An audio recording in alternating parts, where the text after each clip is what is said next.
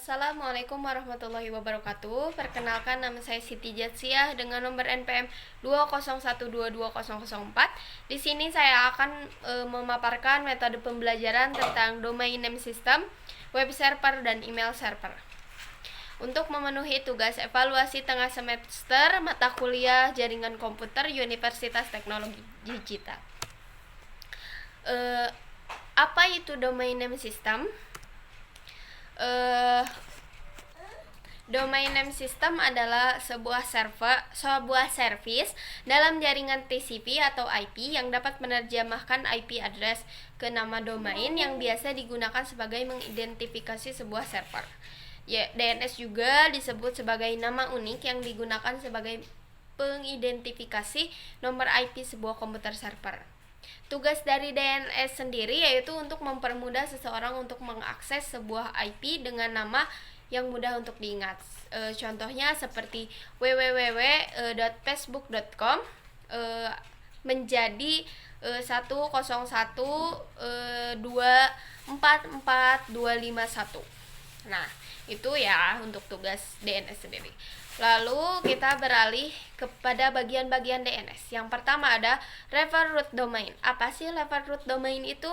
Refer root domain itu adalah lapisan yang menempati posisi paling atas. Cara melihat LRD juga adalah bagian titik di sebuah URL. Itu adalah untuk mencarinya ya. Lalu yang kedua ada top level domain. Adalah sebuah bagian dari nama domain atau alamat website yang berada pada bagian kanan TLD. TLD sendiri terbagi menjadi dua bagian, yaitu yang pertama adalah global top level domain, yang kedua ada country top level domain. Yang ketiga ada second level domain. Apa sih second level domain itu? Gak asing ya. Second level domain adalah sebuah nama yang terdaftar misalnya pada alamat www.facebook.com yang memiliki second level domain itu adalah Facebook ya. Nah, yang keempat yaitu level 3 domain. Apa sih level 3 domain itu? Nah, level 3 domain itu adalah yang sering lebih dikenal sebagai sebutan subdomain ya, yang lokasinya berada pada bagian isi level second domain. Contohnya yaitu https murah meriah jagoanhosting.com. Nah, bagian murah meriahnya itu adalah subdomain. Lalu disusul dengan jagoan hosting sebagai nama pada sebuah domain. Dan diakhiri dengan .com adalah sebagai level top domain. Oke, yang terakhir adalah hostname. Apa sih hostname tuh? Hostname adalah fungsi untuk menunjukkan dari sebuah situs di internet, misalnya yaitu https jagoanhosting.com. HTTPS-nya itu yang disebut sebagai hostname. Oke. Di sini ada cara kerja DNS. Bagaimana tuh cara kerja DNS? Saya juga awalnya tidak tahu. Oke, ini ya. Ini adalah cara kerja DNS di mana kita menginput sebuah